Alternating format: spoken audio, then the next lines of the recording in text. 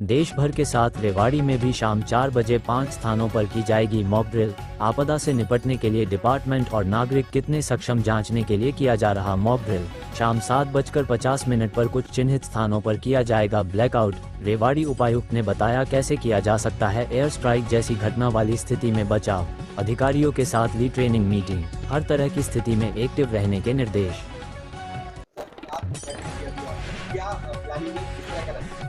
देखिए जी, आपको जैसा कि विदित है कि देश में कुछ जिलों में, चयनित जिलों में एक मॉक ड्रिल का आयोजित किया जा रहा है कि अगर किसी तरह की एयर स्ट्राइक होती है तो क्या रेस्पॉन्स रहेगा, आम जनता का क्या रेस्पॉन्स रहेगा, जो हमारा डिपार्टमेंट से अलग अलग उनका क्या रेस्पॉन्स रहेगा। तो उसको एक टेस्ट किया जा रहा है कि सबको अपनी भूमिका पता हो, सब ट्रेंड हो, और हम किसी तरह की जो अगर भविष्य में इस तरह की डिजास्टर होती है, एयर स्ट्राइक देश में होती है, तो हम उसको अच्छे तरीके से निपट सकें, कोई जान माल की हानि ना हो, और एक हम सभी अपने नागरिकों को सेफ रख सके, सुरक्षित रख सके। उसी की व्यवस्था में हम हमारे जिले में भी हमने कुछ स्थानों पे मॉक ड्रिल करने का आयोजन करने का हमने फैसला किया है। बेसिकली तो जो आयोजन का फैसला था सरकार का 244 जिलों का था, उसमें हरियाणा के 11 जिलों में ये व्यवस्थाएं होनी थी, लेकिन आज सुबह हमें एक आदेश प्राप्त हुआ क्योंकि सिचुएशन जिस तरह की है उसमें बाकी जिले जो रह गए हैं वहां पर भी एक मॉक ड्रिल आयोजित कर ली जाए।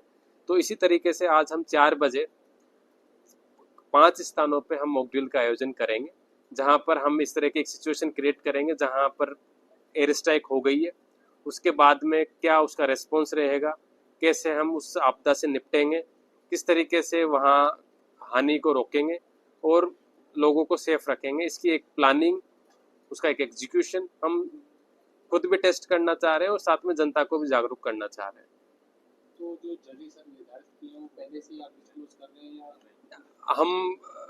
हमें पता है, लेकिन जो हमारे डिपार्टमेंट्स हैं, जो हमारे रेस्पोंडर्स हैं, उनको नहीं पता।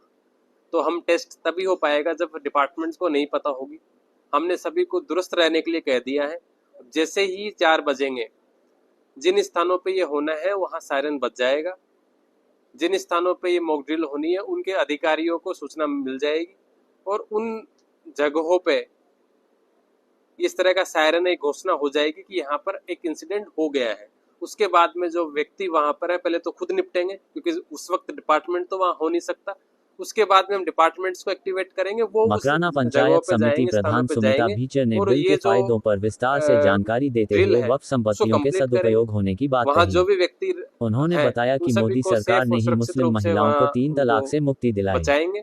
जिला अध्यक्ष सुनीता रांदर ने कार्यशाला को संबोधित करते हुए कहा कि भाजपा सबके साथ और सबका विकास पर काम करने वाली है। उन्होंने बताया कि वक्फ संशोधन का उद्देश्य आम मुसलमान को फायदा दिलाना है। उन्होंने कहा कि भाजपा ने अल्पसंख्यक समुदाय के कल्याण के लिए पूर्व में भी कई कदम उठाए हैं। उन्होंने कहा कि भाजपा कार्यकर्ताओं का दायित्व है कि वे इस बिल की भावना से आम मुसलमान तक पहुंचाएं। कार्यशाला का संचालन देवेश स्वामी ने किया।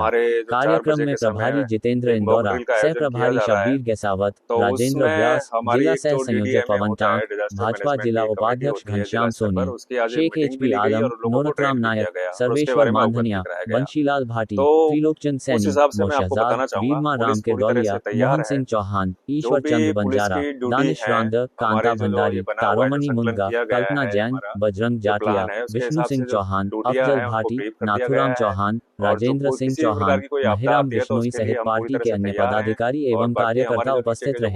उनको भी निर्देश दे दिया गया कि कोई भी अपना स्थान नहीं छोड़ेंगे और किसी भी प्रकार की कोई आपदा आती है तो सभी विभागों से अपना कोऑर्डिनेट करके, संपर्क करके उस आपदा से निपटेंगे। जी, अभी वो हम एक बार उच्च अधिकारियों से बातचीत करके जैसी भी यदि सिचुएशन होगी उस हिसाब से हम आगे की कार्रवाई करेंगे।